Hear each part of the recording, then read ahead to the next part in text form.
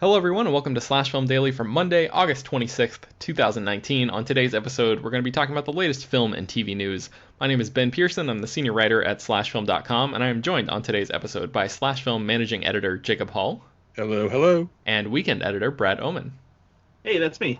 All right, guys, so we have a D23-centric episode coming to you soon. That's not what we're going to talk about today, but Peter's going to be back soon, and he's going to tell us all about all of the stuff that he saw at D23. If you want to, right now, you can go to slashfilm.com and check out all of our D23 coverage. I'll link to a comprehensive piece in the show notes of this episode that breaks down all of the, I think it's something like 45 articles that we wrote on the site about D23 stuff. So if you want to know all about that, you can, go there right now and click around until your heart's content. In the meantime, guys, let's talk about the news. Brad, we've been talking a lot about the Disney, Sony, Marvel, Spider-Man scenario. We had over the weekend Tom Holland and Kevin Feige make some comments about this. Why don't you break down their comments for us? Indeed, the ghost of Spider-Man from the Marvel Cinematic Universe was all over D23. Basically, anytime anyone mentioned something related to Spider-Man, everyone was like, ooh, this is sad. Of course, since Tom Holland was at D23 for the Pixar movie Onward, he inevitably got asked by some press about the current debacle with the rights for Spider-Man reverting back to Sony and no longer sharing them with Marvel Studios.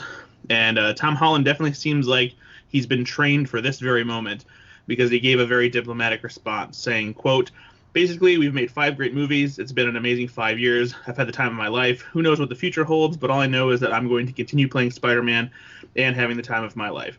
It's going to be so fun. However we choose to do it, the future of Spider-Man will be different, but it'll be equally as awesome and amazing, and we'll find new ways to make it even cooler." So Holland's obviously not weighing in on what he necessarily wants from the deal, not bashing Sony or Marvel, since they've both done very good things for him.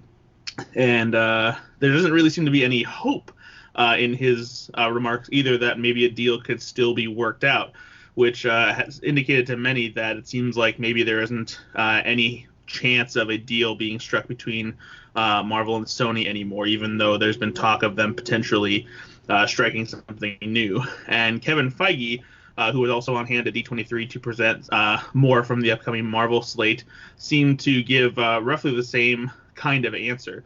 Kevin Feige said, quote, "I'm feeling about Spider-Man gratitude and joy. We got to make 5 films within the MCU with Spider-Man, 2 standalone films, and 3 with the Avengers. It was a dream that I never thought would happen. It was never meant to last forever. We knew there was a finite amount of time that we'd be able to do this, and we told a story we wanted to tell, and I'll always be thankful for that."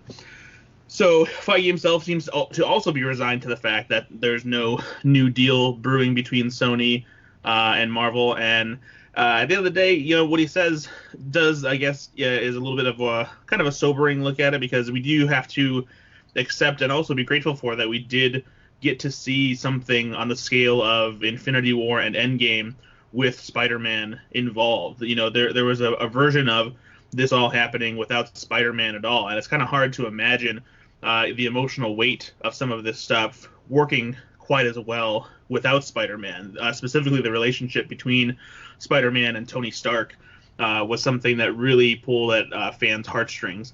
And it's, if anything, we should be happy that we got to see that, even if it is a little disappointing that it doesn't sound like we'll get to see anything like that again with this version of Spider-Man. Jacob, do you think that there's any chance that Sony and Disney work something out here? As long as Tom Rothman is running Sony, I don't think so.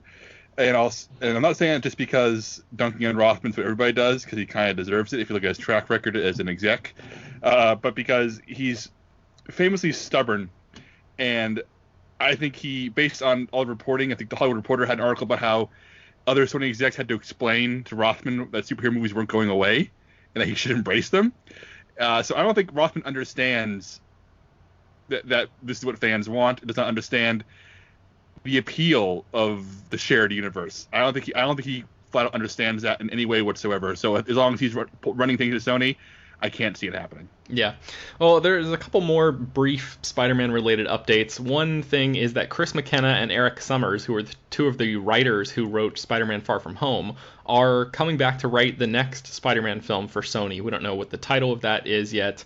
And there was some talk that John Watts, who directed Spider-Man Far From Home, which, by the way, is Sony's highest grossing movie ever, which is kind of a crazy thing to think about if you look at the early career of John Watts, who's a guy who came up through independent film. I think he broke onto a lot of people's radar with this really small Kevin Bacon movie called Cop Car. But Jacob, I know you've seen one of his earlier movies. It's called Clown. Tell us about that movie, because I feel like a lot of people would not associate or would not believe that the director of Spider-Man Far From Home made a movie with a premise as wild as that one. Yeah, I'm going to recommend Clown wholeheartedly if you have a strong stomach and like crazy horror movies. Clown was made as a fake trailer that got the attention of Eli Roth, who ended up funding it, and it became Watts' first feature film, even though he had written Cop Car first. And Clown is about a man who puts on a old anti-clown costume after the clown does not show up to his kid's birthday party, and it turns out that the clown costume is actually the skin of a demon, and that all the evil clowns throughout history are the result of this parasitic outfit that slowly transforms the wearer into a child-eating monster. So it's the ultimate killer clown movie, and the clown itself is actually scarier than Pennywise. Not as good as it, but is a scrappy, extremely violent, gnarly movie. And if you had watched this and had watched Spider-Man, you have no idea it's the same guy. So I guess to go back to you here, Ben, he has range. John Watts is not just Spider-Man. He can make all kinds of different movies. Yeah, and that's a good point. And it leads well into this next item, which is that Marvel Studios is apparently courting John Watts. And we don't know exactly what they want him for, but it seems like he is sort of like a fly caught in the spider's web between these two studios. So obviously Sony probably wants to continue working with the guy who made their highest grossing movie ever, but Marvel Studios is the company that sort of made the decision to bring Watts on in the first place, and Kevin Feige has proven to be masterful at making decisions like that. And so you can see easily why those people would want to continue their relationship with Watts as well. So we don't know exactly what Marvel wants for the future of John Watts, and looking at their upcoming slate, it's kind of unclear what he might even be possibly being eyed for here. I don't think Mahershala Ali's Blade is necessarily like a great fit for John Watts as a director. We know that at D23 we had some announcements about who was going to be coming on to direct WandaVision, and that is Matt Shakman, who is a director of TV shows like Game of Thrones and It's Always Sunny in Philadelphia. As far as I know, Hawkeye does not have a director yet, so maybe they're looking at John Watts to direct 6 episodes of Hawkeye or something. That seems like a weird kind of thing. But do either of you have any thoughts about Watts and as a filmmaker, and like what you guys, if you want to see him continue on making movies in the Marvel Cinematic Universe even though they aren't Spider-Man properties? I think the tone he brings to Spider-Man movies would be great for a Fantastic Four movie if he was up for it. I mean, if he can have a steady career with Marvel, go for it. If he wants to work with Sony again to stick with Spider-Man, that's, I don't know. For me, it's a case where I want John Watts to work with the people who give him the most freedom. And right now, at Strange, he looks like Marvel compared to Rothman Sony. Yeah. And briefly, Deadline also mentioned sort of an update on the financial end. So if you've been tracking the story, originally it was reported that Disney requested a 50-50 co-financing deal with Sony. But now Deadline says, I continue to hear that Disney asked for a 25% stake where it would finance that much of the movie and receive that much of the equity upside. This arrangement would have only been for any pictures that involved Marvel and Kevin Feige. Still, it was a big ask of Sony, which had been getting a relative bargain at 5% of the first dollar gross, so that was their current deal. That 25% offer sat for half a year, and finally the conversation was that the 50% co-financing stake it came up, and then Disney called the whole thing off because Sony was basically just radio silent for a long time. So I was reading in the Ankler, which is Richard Rushfield's industry newsletter, that the talks, when this whole thing sort of went south and Sony sort of tried to spin it as like, oh yeah, these talks are ongoing, Rushfield was saying, according to his sources, that completely caught Disney by surprise. Like, they had no idea that these talks were ongoing. So that was just Sony's way of trying to maybe try to get back into negotiating there. So yeah, still a lot to digest here and figure out, what the actual future of this is going to be. But in the meantime, let's move on to Disney Plus. So Jacob, during D23, there was a whole Disney Plus panel, and some of those details are maybe like a little bit more technical than what I want us to talk about in our like full comprehensive D23 episode. So let's get into that right now. What can people expect when Disney Plus debuts this November? Yeah, a friend of Slash Film and occasional contributor Eric Vespi was actually on the show floor at D23, and he put together a really good Twitter thread after a conversation with a Disney Plus rep. And it turns out that Disney Plus will include 4K and Dolby Atmos sound and high dynamic range HDR as part of the base price package, which is $6.99, I believe. Yeah, $6.99 per month or $70 for the year. To put that in perspective, Netflix charges $16 a month for their 4K package.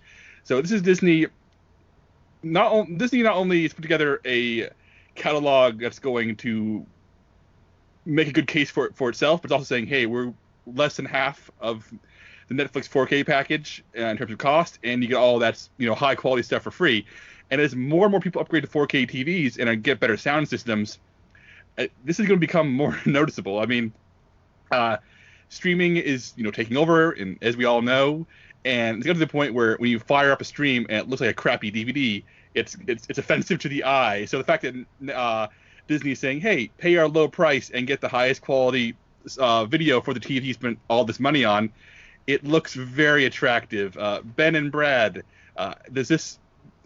I want to know what you guys think about 4K being 4K streaming, 4K Netflix, and this price cost is something that Disney can keep up. What's going to happen here? Brad, what do you think? I want to hear from you first. I mean, it's definitely something that sweetens the deal for anybody who doesn't want to pay extra. And, a lot of these movies that Disney is going to have available for their service are going to be the kind of things that you want to see in the highest resolution possible. Marvel movies are going to look great in 4K. Pixar's movies are going to look fantastic as well. Really, anything animated is going to look great in the highest definition. Dolby Atmos sound, as more people have more sophisticated sound systems in their home, they, want the content provided to them to give them the ability to have the best sound possible. And the fact that they're not charging more for it, again, I think that's going to be huge. And it's going to be something that really sets Disney Plus apart from the rest of the streaming services out there. Yeah, this seems like a massive flex on their part, because they're, first of all, coming out with $6.99 as a monthly price is like a huge FU to everybody else, because they're undercutting, even the lowest prices out there. And then to offer this stuff for free on top of that is, just a massive flex on their part.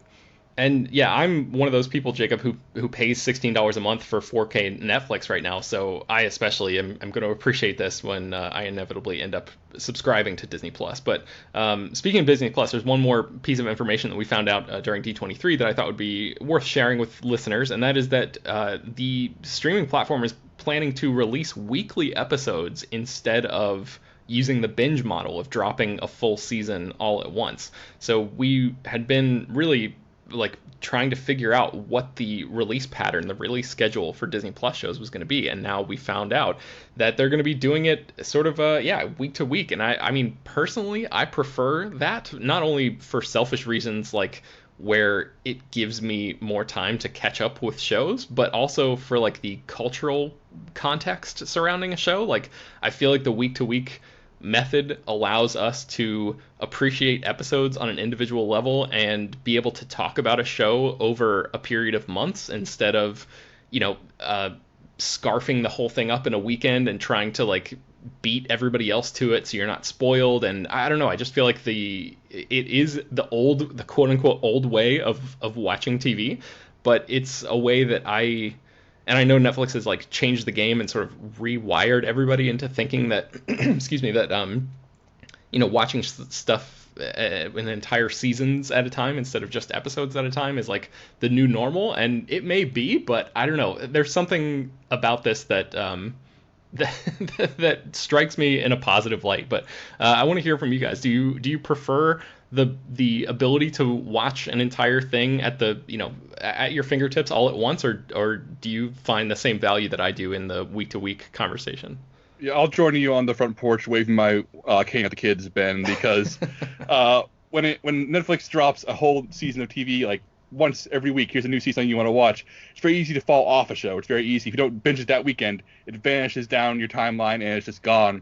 Whereas a show like The Mandalorian and the Marvel stuff coming up, they're being positioned as events. And this not only keeps them in the conversation, it's good for people writing about it every single week instead of once and then forgetting about it. It's just going to be a case where, I have an episode of The Mandalorian to watch this week. And you watch it and you get excited, and maybe you have people over to watch it every week. I mean, as somebody who watched every episode of Game of Thrones with the same group of people that slowly grew over the course of a decade, I treasure those nights of the anticipation of, Game of Thrones coming back. Let's talk about it between episodes. Let's have dinner beforehand. Let's have drinks after. To me, that is the TV experience. The experience is not alone binging Glow Season 3, which is what I did last week. For me, TV is about the space between episodes. That's when TV really lingers and when it really impacts you. So if the Disney Plus stuff is good, and fingers crossed, I hope it will be, because Marvel and Star Wars is very much my jam, I want it to be an event that I treasure every week, as opposed to something I binge once, feel sick over, and then never think about for another year. Brad, are you joining us on the porch here, this metaphorical porch, or do you have an alternate view here? No, for the most part, I am, simply because I think we've talked about this on the podcast before, and that I kind of miss the days when a lot of people used to talk about Lost every single week. And, as soon as an episode was over, there was endless theorizing and talking about it on the web. And while I don't think there's any shows necessarily that will warrant that same amount of discussion or discourse online, I do like the idea of anticipation every week and kind of coming back to it and giving people more time to process it. And if anything, it gives us more time to be able to write about it, for the site without feeling rushed to get as much out there as we can and cover all the bases because people are so anxious to talk about it immediately. I will say there is a small part of me that laments that it won't be bingeable, only because there are times when, I would like to sit and watch maybe 2 or 3 episodes back to back. I rarely sit down and watch, an entire season in one sitting. So I do feel a little bit disappointed in that regard, but I think the appeal of going back to the anticipation of a new episode each week is a little bit more enticing. Yeah, I think for me, like the idea of watching dramas week to week or like action series or whatever we're going to call these Star Wars and Marvel stuff, any like big epic genre type stuff week to week is the way that I prefer that. But I think for comedies, maybe I prefer the binge model, because my wife and I have been going through Brooklyn Nine-Nine and just watching like 1 or 2 episodes a night, and I love having that whole catalog of 6 seasons of the show available to watch at my own pace right now. So I don't know. I wonder if this is going to be something that Disney Plus just sort of starts with and then they evolve their methods as they go along, or if this is going to be something that they sort of like hold on to for the long haul. So we'll have to track that and see how that moves along. But let's talk a little bit about James Gunn's new movie, The Suicide Squad. So Brad, over the weekend, we actually had 2 pieces of casting news for this film. And it seems like people that James Gunn has worked with before are joining this film. So who has been recruited into the Suicide Squad? Yes, James Gunn is very well known for bringing some of his buddies from movies past with him to his new movies. And a couple of them from one from Guardians of the Galaxy Volume 2 and another one from his past in general is coming to the Suicide Squad. The first one is Steve Agee, who is best known for starring in TV shows like the Sarah Silverman Program, and it has made a bunch of different appearances in TV shows over the years. He played the character Jeff in Guardians of the Galaxy Volume 2, and he'll be going to the Suicide Squad in a voice role, providing the voice of King Shark, who is a villain from the DC Comics universe, a humanoid with the hulking body of a man and the head of a shark. So that'll be interesting, having a comedian like Steve Agee voicing that particular character. We're not necessarily sure how King Shark is going to be used, but this does seem like a departure from what we had previously heard, which was rumors that Michael Rooker was going to be playing King Shark, but that's something that he actually debunked not long after the reports surfaced online. And since Steve Agee is doing the voice of King Shark, that likely means somebody else is doing the physical part. And I seriously doubt that would be Michael Rooker, because that would be just a real waste of Michael Rooker. You don't take Michael Rooker and not use that awesome voice of his. Mm-hmm. So if Michael Rooker is going to be in the Suicide Squad, I'd be willing to bet he has a different role than King Shark, because he is another one of James Gunn's favorites to bring around. Do we know if Sean Gunn is going to be in the Suicide Squad? Because he does the motion capture body work for Rocket Raccoon on the set of the Guardians movies, right? As far as I know, there hasn't been any mention of that, but I wouldn't be surprising if he did end up doing something like that, since he is very skilled at it, and he is James Gunn's brother. He's constantly asked about, the status of the script and that kind of thing, and he seems to be in the know with those kinds of things, but there hasn't been any talk or confirmation of him doing any sort of role like that in the Suicide Squad yet. So, but I would say that it's a safe bet that he'll have some kind of role in it. Yeah, Sean Gunn body and a Steve Agee voice would make a hell of a King Shark, I think. But who else is in this movie? So James Gunn's also bringing Nathan Fillion back under his wings. Nathan Fillion previously had a role in Super as the Holy Avenger, and he also starred in James Gunn's horror comedy Slither. And there was even a cameo that he was meant to make in Guardians of the Galaxy Volume 2, but it ended up on the cutting room floor. But now he's brought Nathan Fillion into the Suicide Squad, but unfortunately, we have no idea who he's going to be playing. There's quite a big roster of characters from Suicide Squad comics that he could be playing. He could also easily be playing a small role that doesn't really have any big significance, because he did play an alien who is one of the prisoners in the kiln in Guardians of the Galaxy. Provided the voice for it, so that could be something that happens here in the Suicide Squad as well. It's as of now, it's unclear, but having Nathan Fillion do another movie with James Gunn is always good news for Firefly fans and James Gunn fans. Yeah, so he's sort of like the John Ratzenberger of Pixar, but for James Gunn, right? Sort of like a good luck charm kind of thing. Yeah, sure.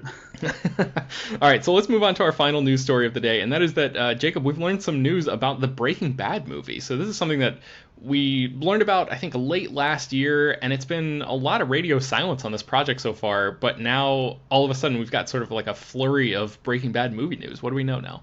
Last week, Bob Odenkirk, the star of Better Call Saul, and also appeared in Breaking Bad, just casually said that the Breaking Bad movie's been shot, it's been finished, and this weekend they confirmed it because Netflix accidentally uploaded a preview page for El Camino, a Breaking Bad movie, along with a synopsis, which caused a chain reaction of Netflix trying to cover its tracks, what the internet remembers, which led to New York Times publishing a piece that was supposed to go up on Monday, announcing that it was coming on October 11th. So Netflix then dropped a little teaser online, and essentially their big grand Monday reveal via the New York Times was forced to rush out on a Saturday afternoon instead during D23. But still a Breaking Bad movie, so people are very interested, and pretty much as we previously assumed, it takes place right after the series ended, and I'm going to go into Breaking Bad spoilers here. If you have not seen the show, feel free to turn it off. Hey guys, just really quickly, wanted to give you just one more second. If you have not seen the end of Breaking Bad, turn this episode off right now. We are about to spoil it right now. But after Walter White dies in the final episode, Jesse Pinkman was last seen driving away from imprisonment, finally free, but doomed and haunted and damaged. And El Camino, the title of the movie, refers to the fact that he's driving away in a Chevrolet El Camino. And there were two synopses, one via the New York Times and one via Netflix. I'll go read them both real quick. Fugitive Jesse Pinkman runs from his captors, the law, and his past. That is from Netflix. And in New York Times, in the wake of his dramatic escape from captivity, Jesse must come to terms with his past in order to forge some kind of future. So, the teaser featured Skinny Pete, one of Jesse's meth head friends, telling the cops that he's never going to help them find Jesse. So clearly the cops are on the hunt for Jesse Pinkman, either to figure out what was going on in that Nazi prison camp where he was being held, or to capture him for other reasons. He's been involved in enough murders and crimes over the years that, clearly something is going down. So it sounds like we're getting a haunted Jesse Pinkman driving El Camino through New Mexico, trying to escape, the shadow of everything that happened to him throughout the series.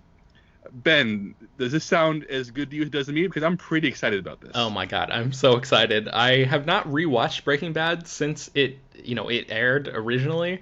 But I have the whole box set on Blu-ray, and this makes me want to just like drop everything and rewatch the entire series in the lead up to this. And I don't know if I have enough time to do that because you said this movie comes out on October 11th, so that's not that much time to binge. What is it, 7 seasons worth of stuff or whatever? But man, I love Breaking Bad so much. The character of Jesse is just like one of the most sort of heartbreaking TV protagonist that I can think of. Like the stuff that he endures in that show is just it's almost too much. And to see Aaron Paul, who is a performer who is really good but hasn't really found a role that fits him as well as Jesse Pinkman does, to see him return to this character, and with Vince Gilligan, who created Breaking Bad, running the movie, writing and directing the movie, it seems like all the pieces are in place here for this to be, just something really, really special. Brad, what's your relationship with Breaking Bad, and are you excited about this too? Here's where I shamefully say that I have not finished Breaking Bad. At one time, I watched the first season and then stopped, not because I didn't like it, but just because I got caught up with other things, and then kind of just fell behind the hype train more and more, and never really caught up with it. I'm not really worried about spoilers because they came around and I knew it was inevitable, and I feel like the journey for the show is probably going to be good no matter what anyway. Oh yeah. But yeah, so it's one of those things where I would love to take the time to watch it, but peak TV makes it harder and harder to catch up on old shows, let alone new shows. And yeah, so I have not finished the Breaking Bad.